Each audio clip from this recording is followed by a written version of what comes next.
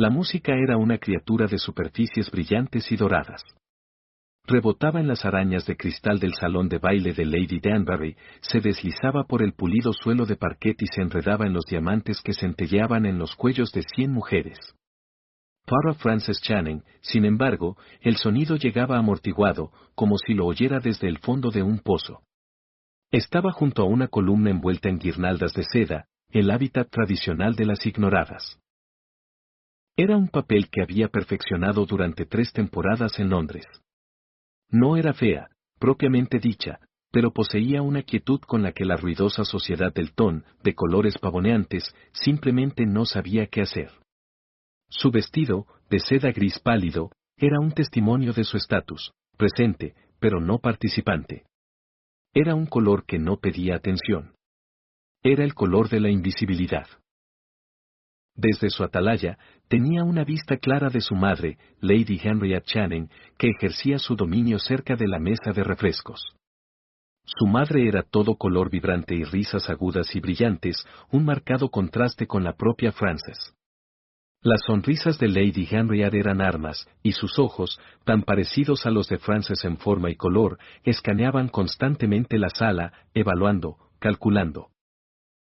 Esa noche estaban fijos con intención depredadora en Lord Marrowell, un hombre cuya fortuna era tan vasta como su carácter era superficial.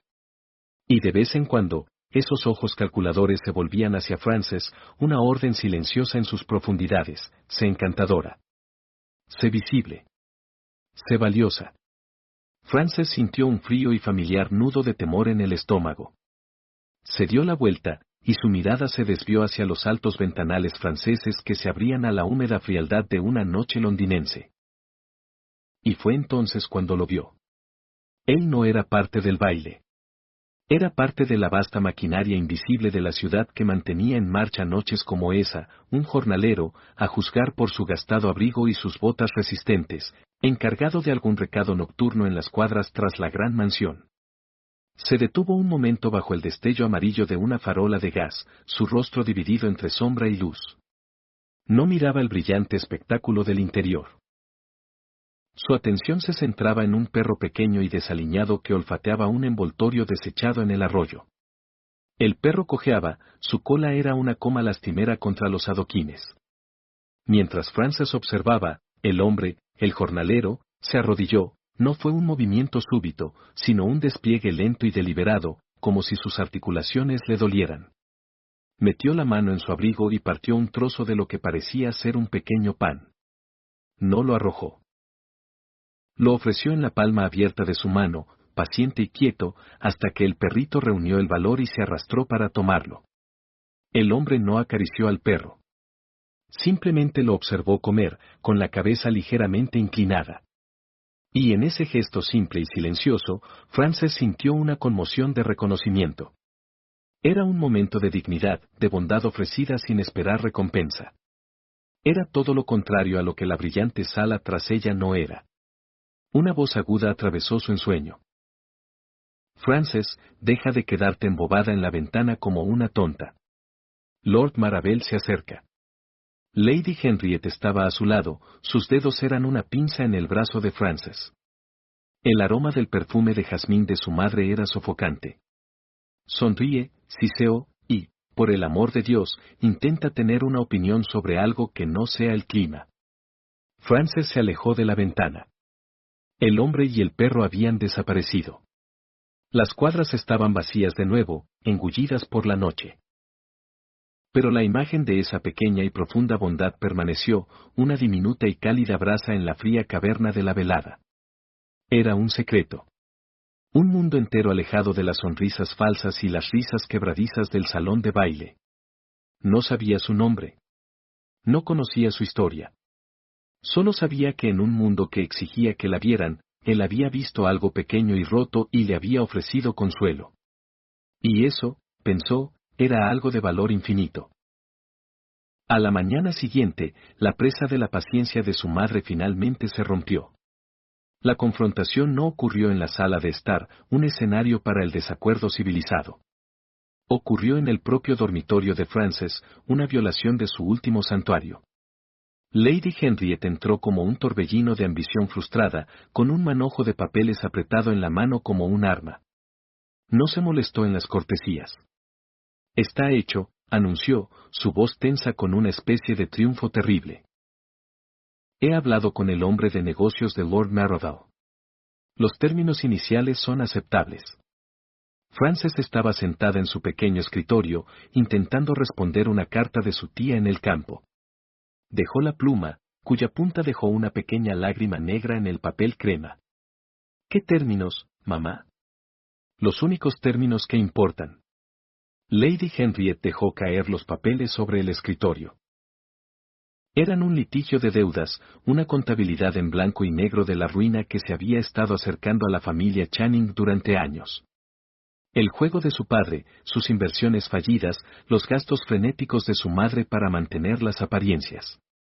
Todo estaba ahí, una pila de papeles que pesaban más que una lápida. Lord Marrowville ha accedido a saldar todo, dijo su madre, paseándose por la pequeña habitación. Cada último chelín. Tu padre se librará de la cárcel de deudores. No nos arrojarán a la calle. Estaremos salvados. Francis miró el rostro enrojecido de su madre, la luz febril en sus ojos. Tenía la apariencia de un general que acaba de sacrificar un batallón entero para ganar una escaramuza menor. ¿Y el precio? Preguntó Frances, su voz apenas un susurro. El precio es una boda muy brillante. Lady Henriette dejó de pasearse y se cernió sobre ella. Serás Lady Marrowville. Tendrás más dinero del que puedas gastar, más joyas de las que puedas usar. Serás una baronesa. ¿No es eso lo que toda muchacha sueña? Francis miró los papeles. Luego a su madre. Pensó en Lord Marrowville, sus manos húmedas, sus ojos pequeños y crueles que parecían despojar a una persona de toda dignidad. Pensó en su risa burlona y en la forma en que hablaba de sus caballos con más cariño que el que jamás tendría por una esposa. No, dijo. La palabra era pequeña, pero resonó en la habitación silenciosa con la fuerza de una piedra. Lady Henriette parpadeó. ¿Qué has dicho? Dije que no. No me casaré con él. Por un momento, su madre pareció completamente desconcertada, como si Frances hubiera empezado a hablar en una lengua extranjera. Luego, el desconcierto se transformó en furia. No lo harás, escupió, su voz cayendo a un susurro venenoso. No lo harás. ¿Tienes idea de lo que estás diciendo? ¿Ves esto? Sacudió los papeles frente a la cara de Frances. Esto no es un juego, muchacha tonta. Esto es nuestra supervivencia, la libertad de tu padre, nuestro lugar en la sociedad. ¿Y lo arrojarías todo por una manía infantil por un hombre que está dispuesto a salvarnos? No nos está salvando, dijo Frances, encontrando una fuerza que no sabía que poseía. Me está comprando, y tú me estás vendiendo.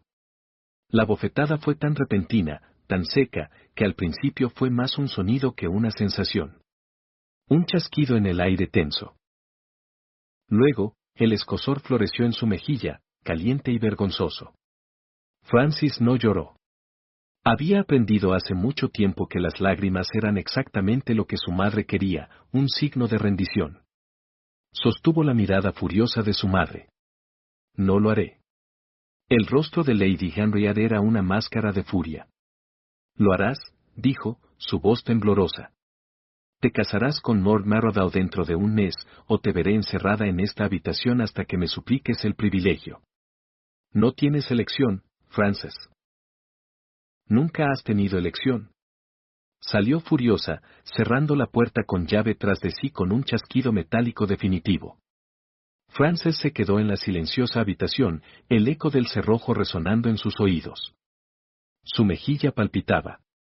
Miró los papeles en su escritorio, los fríos y duros hechos de la desgracia de su familia. Su madre tenía razón. No tenía elección. El mundo le había ofrecido dos caminos, matrimonio con un monstruo o un descenso compartido hacia la pobreza y la vergüenza. Pero mientras estaba allí, un tercer camino comenzó a formarse en su mente, un camino salvaje, desesperado, impensable. Le vino una imagen, no solicitada, un hombre arrodillado a la luz del gas, ofreciendo un trozo de pan a un perro callejero. Un acto de decencia silenciosa en un mundo que parecía carecer de ella. Él no era nadie, un jornalero, un mendigo para todo lo que ella sabía. No tenía nombre, ni fortuna, ni posición. Era la antítesis absoluta de Lord Marrowville. Era, a los ojos de su madre y de su mundo, menos que nada. Y eso, se dio cuenta con una claridad vertiginosa y aterradora, era exactamente lo que necesitaba. Si debía ser poseída, elegiría a su poseedor. Y elegiría a un hombre que su madre jamás podría reclamar como victoria. No sería vendida. Se entregaría a sí misma a un precio de su propia elección. No era libertad, no realmente, pero era desafío. Y en ese momento, el desafío era lo único que le quedaba. Sobornó a la criada, Agnès, con un relicario de plata, la última joya que era verdaderamente suya. Los ojos de la muchacha se abrieron de par en par, pero lo tomó. Su lealtad fue comprada por unos pocos chelines de plata y sentimiento. La puerta fue abierta una hora después del amanecer. Francis no tomó un carruaje. Caminó. Se echó un chal de lana liso sobre la cabeza, haciéndose una con la gris y anónima multitud matutina de dependientas y oficinistas. No sabía el nombre del hombre ni dónde vivía. Solo tenía la esperanza de un necio y un único y desesperado recuerdo que la guiara. Regresó a las cuadras detrás de la casa de Lady Danbury, un lugar de estiércol de caballo, heno y el olor penetrante de la lluvia sobre la piedra. Preguntó. Era torpe en ello, su voz suave y su acento refinado, completamente fuera de lugar. Describió al hombre, alto, tranquilo, con un abrigo gastado pero limpio. Describió al perro. La mayoría de la gente se encogía de hombros y se alejaba. Pero un mozo de cuadra que masticaba una brizna de paja reconoció la descripción. Ah, te refieres a Carbón, dijo. Tipo tranquilo, hace trabajos ocasionales. Vive en la calle Gorrión, creo. Número 7. Calle Gorrión. El nombre en sí sonaba empobrecido. Era un callejón estrecho y sinuoso de bloques de viviendas de ladrillo tiznado de hollín. El aire era espeso con el olor a humo frío y col hervida. El número 7 era un edificio de aspecto lúgubre, con una puerta desconchada y ventanas oscuras y vigilantes. El corazón de Frances golpeaba con fuerza contra sus costillas. Esto era una locura. Debía darse la vuelta. Debía ir a casa, encerrarse en su habitación y resignarse a su destino. Pero el recuerdo del rostro triunfante de su madre, de la sonrisa de labios húmedos de Lord Marrowville, la empujó hacia adelante. Llamó a la puerta. 1 segundo, 2 segundos, 3. La puerta se abrió. Era él. Miles Coe. Se veía diferente a la luz del día, sin la teatralidad amable de la farola. Era más joven de lo que había pensado, quizás 30 años. Su rostro era delgado, de ángulos y planos marcados, con un ligero vello oscuro en la mandíbula. Su cabello era negro azabache y necesitaba un corte, y sus ojos eran del tono más sorprendente de gris azulado, fríos y evaluadores. Tenían una profundidad e inteligencia que parecían discordantes con su entorno. Llevaba una sencilla camisa sin cuello y pantalones gastados, y olía vagamente a jabón y a serrín.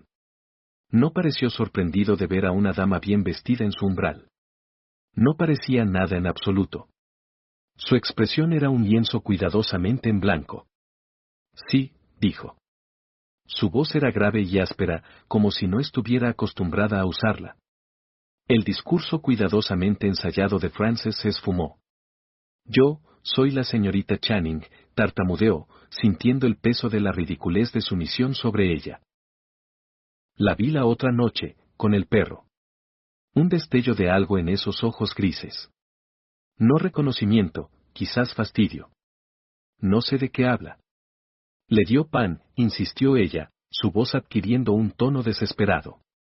Lo vi desde la ventana del baile. Él no dijo nada. El silencio se alargó, denso e incómodo. Un niño lloró desde una ventana superior. Tomó aire y se lanzó de lleno. Tengo una proposición para usted, señor Cole. No estoy en venta, dijo él, e hizo ademán